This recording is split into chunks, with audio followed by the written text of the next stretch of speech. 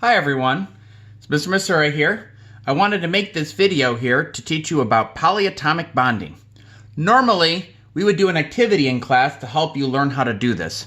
But for those of you who can't do that, and right now under the quarantine, that's everyone, let's go ahead and take a look at how this works. When we were in school, we did an activity where you had blue slips of paper and yellow slips of paper, such as these right here. And in class, we learned how to figure out how many of each would go together. So for instance, sodium atoms like to have a charge of +1, and oxygen atoms like to have a charge of -2. Now if you get one sodium atom and one oxygen atom together, it won't work out. The sodium wants to only give one electron away, but the oxygen needs to take two in. So in order to fix this, we need another sodium atom. If we add a second sodium atom, we now have a complete molecule. You can tell because it makes a perfect rectangle and because all the charges add up to 0, right? We have 1 plus 1 minus 2, which gives you 0. That tells you you've got a molecule. And then to write the formula, we would simply figure out how many of each we have. So since we have 2 sodium atoms and 1 oxygen atom, the formula for this would be Na2O, right? 2 sodium atoms to 1 oxygen atom. That's what we're doing. Now, what makes polyatomic bonds different is that now, instead of just having 2 elements, we're going to have 3. I'm going to go move the camera here so that you can see that I have a bunch of different ions. And I'm just going to grab a few of those so that we can look at them closer in person. If we move these out of the way, we'll look at this one right here. NO3 minus 1. This is called the nitrate ion. Well, what happens is that you get 1 nitrogen atom and 3 oxygen atoms all together in one big group. And that whole group will stick together as long as it's able to take in 1 extra electron to get a charge of -1. Here's another example. The sulfate ion, SO4, with a charge of -2. So that means you have 1 sulfur atom and 4 oxygen atoms together. That's one big group, and that whole group has a charge of -2. That's what a polyatomic ion is. It's an ion made when you have a group of atoms that has a charge rather than just a single element. So for instance, beforehand, we were dealing with a single element, oxygen, which has a charge of -2. In this case, we have the group SO4, right? 1 sulfur and 4 oxygen atoms as a group will all have a charge of -2. So when we work with polyatomic ions, the only thing that's important is that you have to show how many of the group you have rather than just single atoms. Let me give you an example.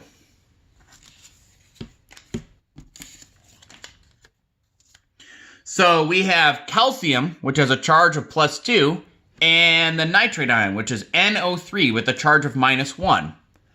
Now clearly, those two do not fit together. So in order to make it work, we must add another group of NO3.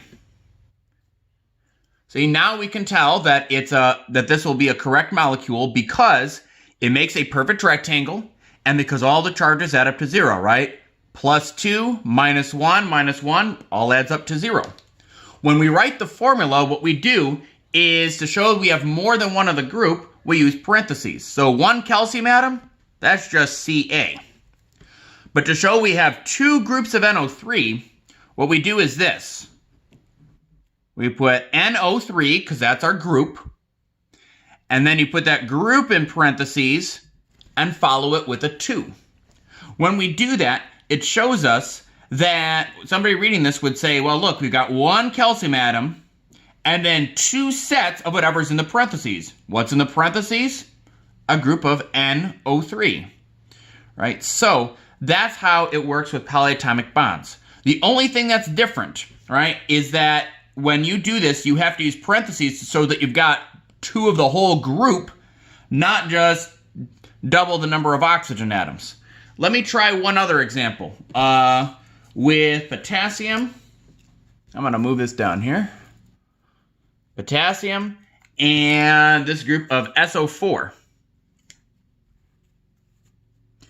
Now, once again, that doesn't make a perfect rectangle. So in order to make this molecule correctly, we have to put on another potassium atom.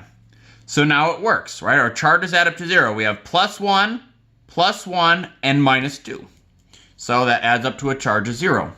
So in this case, we have 2 potassium atoms, so that's K2.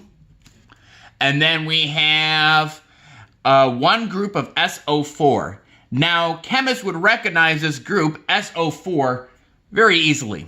So when you only have one of the group, you don't need parentheses. So we would just put SO4. You only need parentheses when you got more than one of the group, basically when you need them. All right, let's try one last example here. Let me go ahead and make some room with magnesium and PO4. Here we go. And PO4. So magnesium has a charge of +2, and this group over here, PO4, has a charge of -3. So in order to make that work, we need to add some more of them. You may remember this kind of problem when we worked with single elements. Adding another magnesium still won't make it work. So we add another group of PO4. That still doesn't work. And so we add another magnesium, and finally we have a perfect rectangle. And you can tell because all the charges add up to 0. 2 + 2 + 2 gives you 6. 6 - 3 - 3 gives you 0. So to show what this molecule is, we would count the number of magnesium atoms. So 1, 2, 3. So that's Mg3.